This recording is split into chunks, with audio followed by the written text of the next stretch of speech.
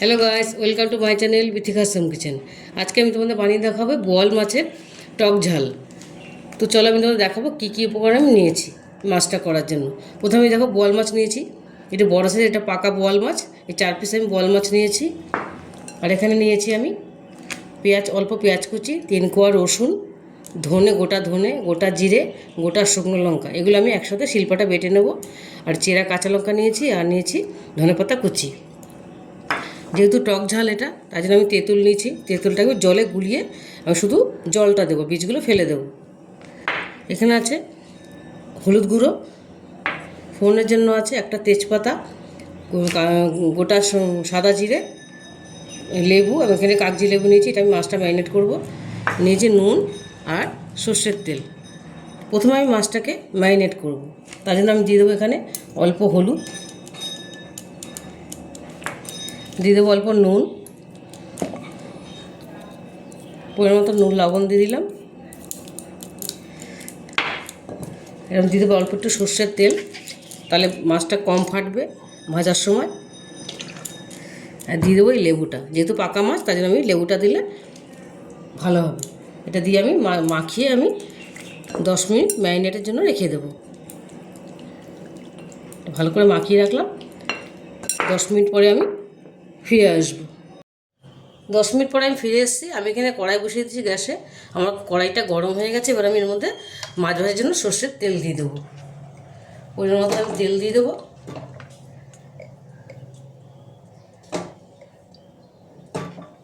তেলটা একটু গরম করে নেব আমি।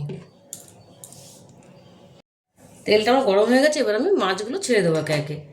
মাছটা একটু ঢেকে ঢেকে ছাড়বো, যেহেতু বোয়াল মাছ, এটা একটু ফাটবে।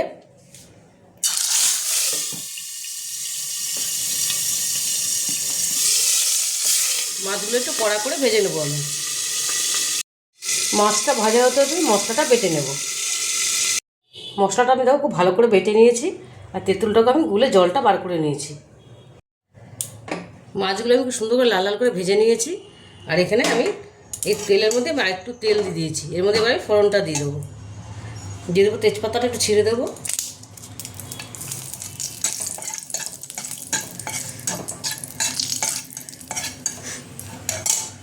দিয়ে দেবো আমি গোটা জিরেটা।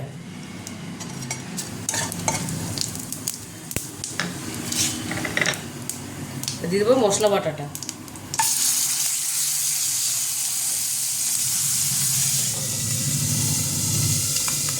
দিয়ে দেবো একটু জল।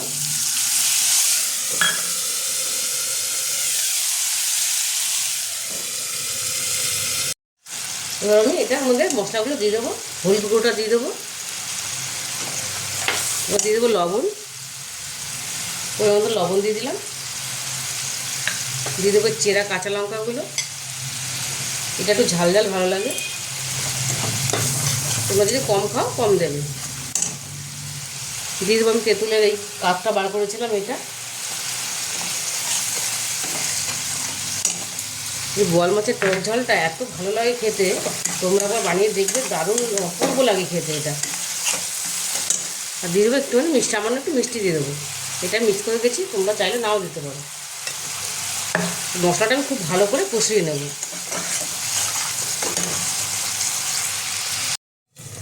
মশলাটা আমার কষা হয়ে গেছে, সুন্দর তেল ছেড়ে দিয়েছি মশলাটা।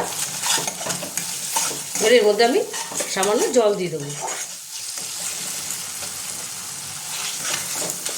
এবার আমি অল্প জল দিয়ে দিলাম, বেশি দেবো না জলটা। এটা একদম জলটা একটু ঝোলটা একটু মাখো মাখো টাইপেরই হবে। এবার আমি মাছগুলো দিয়ে দেবো। মাছটা সেদ্ধ হওয়ার মতো জলটা দেবো আমি। এবারে মাছটা দিয়ে দিলাম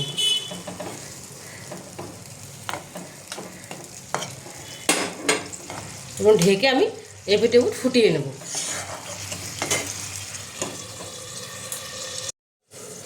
দেখো মাছটা আমার হয়ে গেছে। এবার আমি এর মধ্যে একটু ধনেপাতা দেবো।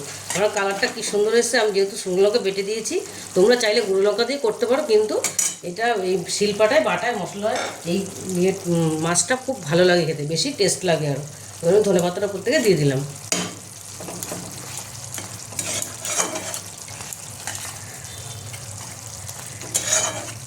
শিলপাটায় জানোই তো, শিলপাটার রান্নার টেস্টই আলাদা হয়। এবার আমি গ্যাসটা বন্ধ করে দেবো। মাছটা আমার পুরোপুরি রেডি হয়ে গেছে, টক ঝালটা পুরোপুরি রেডি। বোয়াল মাছের টক ঝালটা আমার রেডি হয়ে গেছে, আমি প্লেটিং করে নিয়েছি।